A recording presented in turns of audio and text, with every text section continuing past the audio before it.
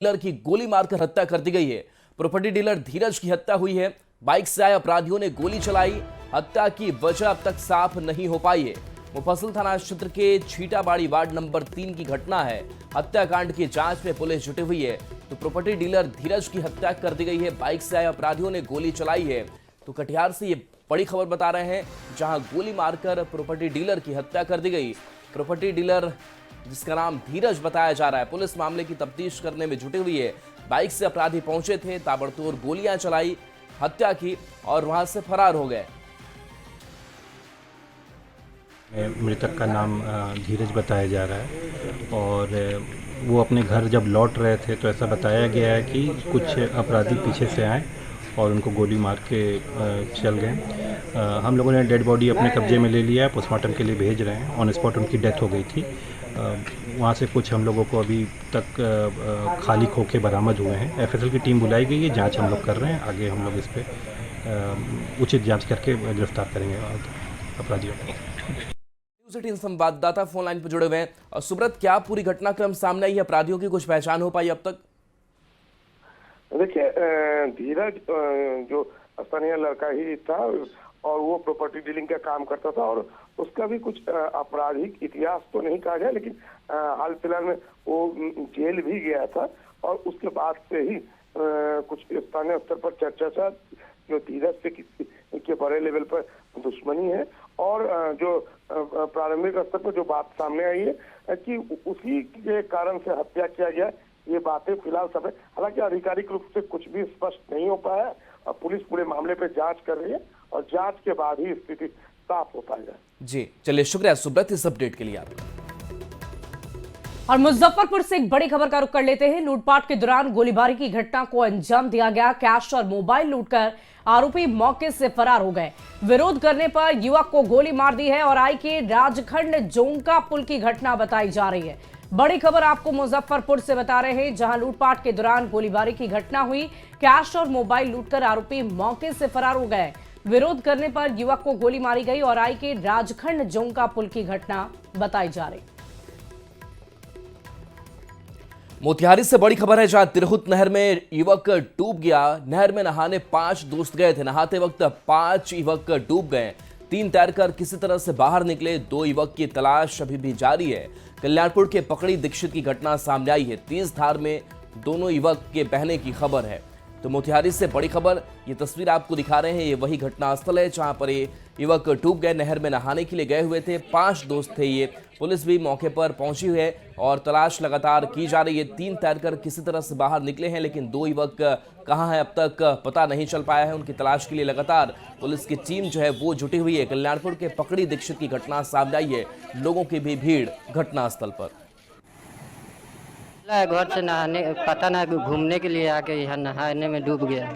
क्या सूचना आप लोगों को? हम तो थे ही नहीं, हम मुजफ्फरपुर थे। क्या नाम हुआ आपका? नाम अजीत कुमार सिंह। अच्छा, क्या सूचना मिला है तो आप लोग यहाँ पहुँचे हैं? हम लोग आसपास के ग्रामीण जनता है, सूचना मिला है कि 2 बच्चे यहाँ नहा रहे थे। ये कौन सा जगह पड़ता है? ये जगह धुरु पकड़ी सैफन बोलते हैं लोग। अच्छा, तो सूचना मिला तो आप लोग यहाँ पहुँचे हैं? वहाँ पूरे गांव के जनता जैसे जैसे लोगों को खबर मिला हम लोग यहाँ पहुँचे। यहाँ पहुँचे तो क्या सुने हैं, क्या देखे? प्रशासन भी आई हुई थी, लेकिन अभी तक तो कोई इसका कोनो। और इस बीच जमशेदपुर से एक बड़ी खबर का रुख कर लेते हैं। बाढ़ में खिलवाड़ करना युवक को महंगा पड़ गया। युवक बाढ़ के पानी में बह गया है। जाबर पुल को पार कर रहा था युवक।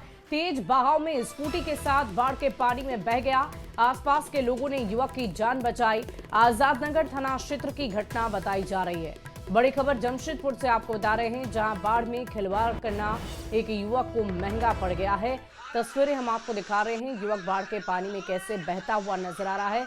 तस्वीरें आप देखिए। जाबर पुल को पार कर रहा था ये युवक और तेज बहाव में स्कूटी के साथ बाढ़ के पानी में बह गया। आसपास के लोगों ने युवक की जान बचा ली है। आजाद नगर थाना क्षेत्र की ये पूरी घटना बताई जा रही है। तो तस्वीरें हम आपको दिखा रहे हैं, कैसे स्थानीय लोगों की तरफ से इस युवक की जान बचाई गई। आपको बता दें कि पिछले कई दिनों से झारखंड का मौसम का मिजाज बदला हुआ है। लगातार मूसलाधार बारिश हो रही है। जगह जगह पर जल स्तर बढ़ गया है। जल जमाव की स्थिति हो गई है और उसी की तस्वीर हम आपको दिखा रहे हैं। जाबर पुल को पार करने के दौरान इस युवक की स्कूटी बह गई वो भी बहने ही जा रहा था। तब तक स्थानीय लोगों ने किसी तरह तो उसकी जान बचाई है। आजाद नगर थाना क्षेत्र की ये पूरी घटना बताई जा रही है। और जमशेदपुर से बड़ी खबर, जहां जमशेदपुर में मूसलाधार बारिश जारी है। स्वर्ण रेखा खरकाई नदी डेंजर लेवल पार कर चुकी है। नदी किनारे बस्ती में पानी घुस चुका है। डीसी ने तीनों नगर निकाय को अलर्ट किया है। निचली बस्ती के इलाके खाली करा दिए गए हैं। बहरागोड़ा चाकुलिया में इसका असर दिख रहा है। 2 दिन और मूसलाधार बारिश का अलर्ट जारी किया गया है। तो डीसी ने नगर निकाय को अलर्ट भेज दिया है। जमशेदपुर में लगातार मूसलाधार बारिश हो रही है। निचली बस्ती के इलाके खास करके खाली कराए गए हैं जो खास प्रभावित है। 2 दिन और मूसलाधार बारिश का अलर्ट है।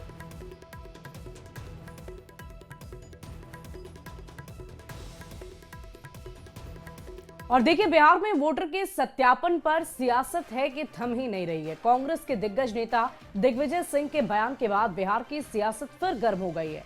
दिग्विजय सिंह ने निर्वाचन आयोग के फैसले को कोर्ट में चुनौती देने की बात कही और इस पर डिप्टी सीएम ने करारा पलटवार भी किया है। ये रिपोर्ट आपको दिखाते हैं।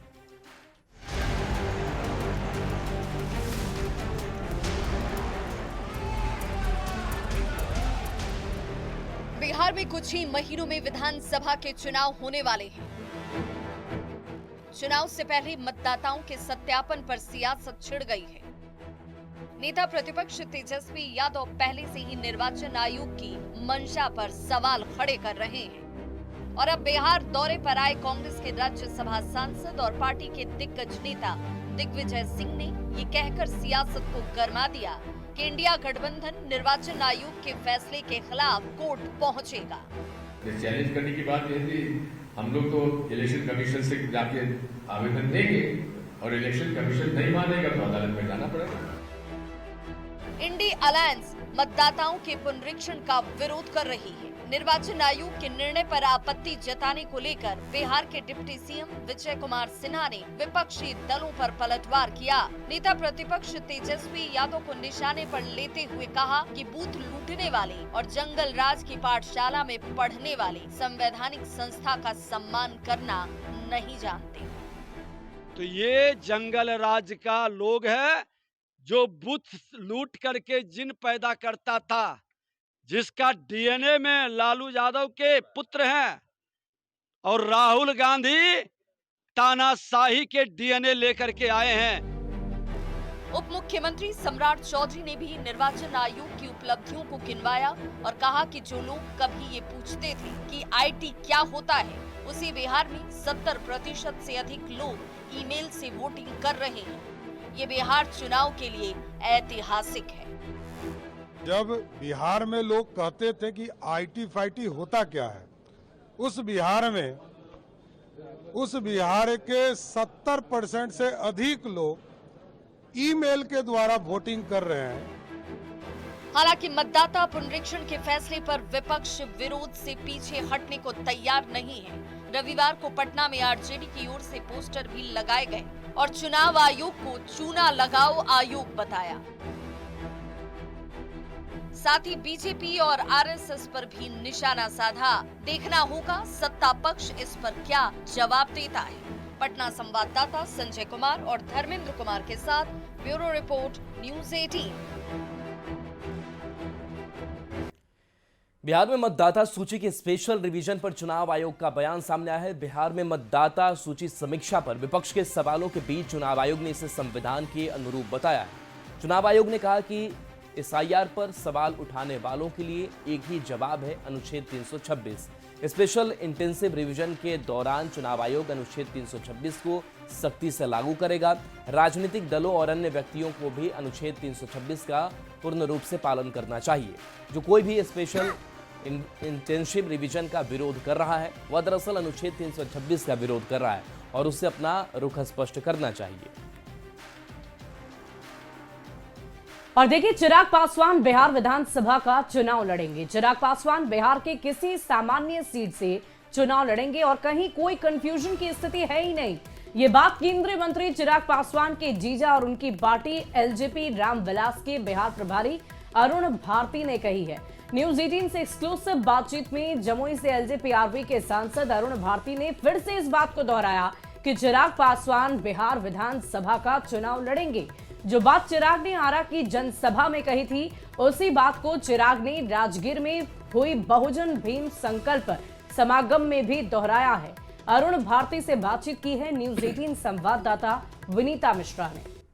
जमुई सांसद और बिहार प्रभारी अरुण भारती हमारे साथ हैं। क्या लग रहा है, चिराग पासवान किसी दुविधा में हैं, क्लियर नहीं कर पा रहे हैं बात, क्या लगता है? नहीं, कोई दुविधा नहीं है। आज भी उन्होंने अपनी बात को पूरे, आप उनके भाषण को देखिए, उन्होंने बड़ी ही खुले मन से जिस बात को शाहबाद के मंच से कहा था, उसी बात को उन्होंने आज राजगीर के मंच से भी दोहराया। तो बिहार से नहीं, बिहार के लिए चुनाव लड़ूंगा, क्या है ये? क्या चिराग पासवान पीछे हट गए हैं? बिल्कुल नहीं। चिराग पासवान जी अपने किसी भी कहे हुए बयान से पीछे नहीं हट रहे हैं। पीछे हटने का सवाल ही नहीं है।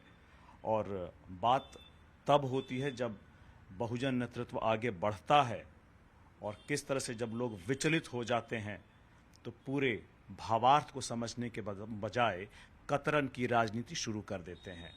फिलहाल हम उस कतरन पे बहुत ज्यादा नहीं जाएंगे। हम किसी भी सीधे मुद्दे पे आते हैं। चुनाव लड़ेंगे केंद्रीय मंत्री चिराग पासवान इस बार बिहार विधानसभा का? जी हाँ, सामान्य सीट से चुनाव लड़ेंगे। इस बात की मैं आज दोबारा ताकीद करता हूं। तो चिराग पासवान ने मंच से भी साफ तौर पे कहा है, लोग पूछते हैं क्या आप वाकई चुनाव लड़ेंगे, तो हाँ, चुनाव लड़ूंगा। जमुई सांसद अरुण भारती, जिन्हें बिहार का प्रभारी भी बनाया गया है, वो भी साफ तौर पे कह रहे हैं चिराग पासवान चुनाव लड़ेंगे, बिहार के लिए चुनाव लड़ेंगे, बिहार के विकास के लिए चुनाव लड़ेंगे, बहुजनों का नेतृत्व करने के लिए चुनाव लड़ेंगे। कैमरामैन मनीष जुनेजा के साथ विनीता मिश्रा, न्यूज 18 पटना। आपातकाल पर सियासत थमने का नाम नहीं ले रही है। कांग्रेस संविधान के नाम पर सियासत कर रही थी, लेकिन अब एनडीए आपातकाल का जिक्र कांग्रेस पर निशाना साध रही है। पीएम मोदी ने मन की बात में एक बार फिर आपातकाल का जिक्र किया तो नालंदा में चिराग पासवान ने इमरजेंसी को लेकर सियासी हमले बोले। ये रिपोर्ट आपको दिखाते हैं। और बड़ी खबर, जहां आज इंडिया गठबंधन की बैठक बिहार चुनाव को लेकर के अहम बैठक यह मानी जा रही है। तो देखिए, मैनिफेस्टो कमेटी की पहली बैठक यह होगी। सदाकत आश्रम में यह बैठक बुलाई गई है। इंडिया गठबंधन की साझा घोषणा पत्र पर भी चर्चा होगी। इंडिया गठबंधन के सभी दलों के नेता इस बैठक में शामिल होंगे। तो बड़ी खबर इस वक्त की, संजय हमारे साथ न्यूज 18 संवाददाता जुड़ गए हैं। संजय, मैनिफेस्टो कमेटी की पहली ये बैठक, क्या कुछ चर्चा होने की उम्मीद? जी बिल्कुल राहुल, इसी साल होने वाले बिहार विधानसभा चुनाव को लेकर यह बैठक बुलाई गई है और इंडिया गठबंधन चुनावी घोषणा पत्र बनाने की जो कार्रवाई है उसमें जुट गया है। इंडिया गठबंधन ने चुनावी घोषणा पत्र की पहली बैठक आज बुलाई है, जो प्रदेश कांग्रेस मुख्यालय सदाकत आश्रम में यह बैठक होने जा रही है। और गठबंधन किन किन मुद्दों पर चुनावी मैदान में जाएगा, इसका साझा घोषणा पत्र तैयार करने में जो है वो चर्चा होगी। और यह पहली बैठक है। जो कोऑर्डिनेशन कमेटी है उसकी सब कमेटी बनाई गई थी, उसमें आज जो बैठक होने वाली है उसमें राष्ट्रीय जनता दल से member of parliament Manoj Jha, Sudhakar Singh, professor Anwar पासा, सुबोध मेहता, कांग्रेस से अमिताभ दुबे, करुणा सागर से उदयन ठाकुर, भाकपा माले से मीनाथ तिवारी और प्रोफेसर अभ्युदय, जबकि माकपा से सर्वोदय शर्मा, पीआईपी से दिनेश सैनी, नूरुल हुदा और भाकपा से प्रोफेसर एम जब्बार आलम, रामबाबू कुमार, ये तमाम जो ऐसे नेता हैं वो बैठक में शिरकत करेंगे। और ये पहली बैठक है, आगे भी बैठक होगी। जो महागठबंधन के नेता उनसे जो बातचीत हुई, उन्होंने कहा कि आज पहली बैठक होगी और इसमें जो साझा घोषणा पत्र तैयार होगा उसकी रूपरेखा तैयार होगी कि कैसे कैसे जो सारे पार्टियों का जो कॉमन मिनिमम प्रोग्राम होगा उसको इस बैठक में उस पर चर्चा करके जो साझा घोषणा पत्र है उसकी कार्रवाई, उसको तैयार करने की कार्रवाई आज से शुरू हो जाएगी। राहुल जी, चलिए, शुक्रिया संजय इस अपडेट के लिए आपका। और देखिए, बिहार में महागठबंधन और एनडीए में सीट शेयरिंग का फॉर्मूला साफ नहीं होने के बाद सियासी पारा चढ़ा हुआ है। एक तरफ एनडीए सीट शेयरिंग को लेकर महागठबंधन पर निशाना साध रहा है तो दूसरी तरफ महागठबंधन एनडीए पर पलटवार कर रहा है। साफ कह रहे हैं कि नीतीश कुमार जी के नेतृत्व में एनडीए चुनाव लड़ रहा है। महागठबंधन का नेतृत्व कौन कर रहा है? न तो किसी एजेंडा पे बात हो रही है। हमारा तो एजेंडा विकास है, सुशासन है। उनका एजेंडा क्या है? लालू प्रसाद यादव का कुशासन फिर से वापस लाना। ना तो सीट शेयरिंग पर बात होगी और ना ही महागठबंधन का कौन चेहरा होगा, इस पर भी बात नहीं होगी। राहुल गांधी जी ने स्पष्ट कह दिया है, इस बार बिहार में महागठबंधन का नेतृत्व कांग्रेस पार्टी करेगी। अगर आप तैयार हैं तो बात बनेगी, नहीं तो चुनाव आते आते देखिए क्या क्या होता है। एनडीए के कुनबे में आग लगी है। उपेंद्र कुशवाहा, जीतनराम मांझी और चिराग पासवान जी जो चाह रहे हैं वो हो नहीं रहा है। जदयू कई घटक दलों को आंख दिखा रही है। भाजपा पेशम पेश में आग इस कदर से लगी है एनडीए के अंदर, उस आग की लपटें एनडीए को किस तरह छत बिछत करेगी तो आने वाला कल में पता चलेगा। रही बात सीटों की, तो हम चाहे इतनी सीटों पर लड़े, चाहे उतनी सीटों पर जीत तो हम रहे हैं ना। सरकार तो हमारी बन रही है ना, हमारी गठबंधन की सरकार न बनने जा रही है। तो चिंतित होने दीजिए जिनको होना है। गयाजी में मगध क्षेत्र का संवैधानिक अधिकार परिसीमन सुधार रैली का आयोजन किया गया। परिसीमन सुधार रैली का आयोजन आरएलएम के राष्ट्रीय अध्यक्ष उपेंद्र कुशवाहा कर रहे हैं। उपेंद्र कुशवाहा ने कहा कि संविधान के मुताबिक हर जनगणना के बाद लोकसभा और विधानसभा क्षेत्र का परिसीमन होना चाहिए, लेकिन आपातकाल के दौरान यह प्रक्रिया 25 वर्षों के लिए टाल दी गई थी। अब यह समय सीमा समाप्त होने वाली है। 50 साल से यह नहीं हो रहा है, जिसके चलते बिहार जैसे राज्यों का बहुत ही नुकसान है। दक्षिण के कुछ राज्य हैं, 21 लाख लोग मिलकर वहाँ एक एमपी भेजते हैं औसतन, और हम लोग के यहाँ औसतन 31 लाख लोग मिलकर एक प्रतिनिधि भेजते हैं लोकसभा में। तो यह संविधान ऐसा नहीं कहता है, लेकिन संविधान में संशोधन करके आपातकाल के समय में ऐसी व्यवस्था कर दी गई, एक समय सीमा बना दी गई। समय सीमा 2026 में समाप्त होने वाली है। कुछ लोग फिर से लग गए हैं कि परिसीमन के काम पर रोक आगे जारी रहे, इसलिए हम लोग सचेत हैं कि अब रोक आगे न रहे, रोक हटे और परिसीमन हो।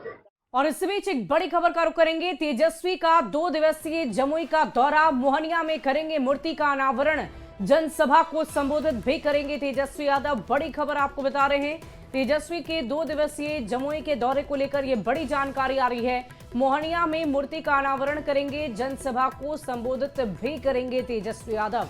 आपको बता दें कि चुनाव में अब बहुत ज्यादा दिन शेष नहीं रह गए हैं और ऐसे में अलग अलग पार्टियों की तरफ से, अलग अलग दलों की तरफ से लगातार जनसभाएं की जा रही है। जनता को अपने वादे, अपने इरादे बताने के लिए हर एक जनसभा उनके लिए काफी महत्वपूर्ण है, ताकि वो जनता को अपनी ओर आकर्षित कर सके। हर एक विधानसभा क्षेत्र में जाकर अलग अलग नेताओं की तरफ से रैलियां की जा रही है, जनसभाओं को संबोधित किया जा रहा है। और इसी बीच खबर यह है कि तेजस्वी 2 दिवसीय जमुई का दौरा करेंगे, जमुई जाएंगे और वहां पर मोहनिया जगह पर मूर्ति का अनावरण करेंगे, जनसभा को भी वहां पर संबोधित करेंगे।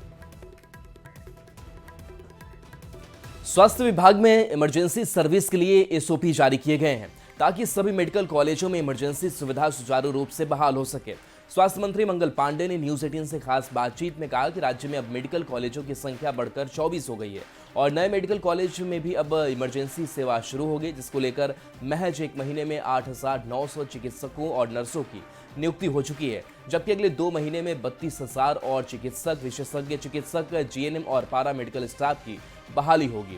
उन्होंने यह भी भरोसा दिया कि एमबीबीएस की सीटें वर्तमान में 250 है, जिसे बढ़ाकर 5200 की जाएगी, जिसको लेकर विभाग तैयारी में जुटा है। स्वास्थ्य मंत्री मंगल पांडे से बातचीत की संवाददाता रजनीश कुमार ने।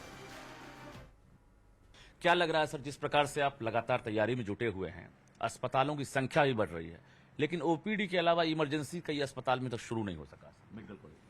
नहीं, सभी जगहों पे स्वास्थ्य सेवाएं दी जा रही है।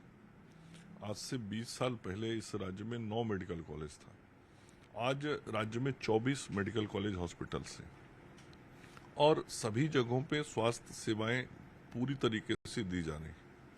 अभी हाल में इमरजेंसी सर्विसेज को लेके हम लोगों ने नया एसओपी बनाया है और वो डायरेक्शन दिया है कि उसके अनुसार इमरजेंसी सर्विसेज होना चाहिए, ट्रायज में कैसी व्यवस्था होनी चाहिए। तो ये डायरेक्शन डिपार्टमेंट ने दिया है। पिछले केवल 1 महीने में हमने लगभग 8,900 से अधिक नियुक्तियां की हैं, जिसमें करीब 1,500 चिकित्सक हैं और 7,468 नर्सेज की नियुक्ति की है। ये तो अभी 1 महीने में हुआ, इसके पहले भी हमने नियुक्त। और देखिए, बिहार में बदलते मौसम के साथ ही डेंगू का खतरा भी बढ़ने लगा है और इसे देखते हुए स्वास्थ्य विभाग ने सभी अस्पतालों को अलर्ट कर दिया है। पटना के आईजीआईएमएस में डेंगू डेडिकेटेड वार्ड बनाए गए हैं, जो कि सेमी आईसीयू मोड में तैयार हुआ है। आईजीआईएमएस में डेंगू वार्ड का जायजा लिया है न्यूज 18 संवाददाता रजनीश कुमार ने। बरसात शुरू होते ही डेंगू को लेकर स्वास्थ्य विभाग ने सभी अस्पतालों को अलर्ट कर दिया है।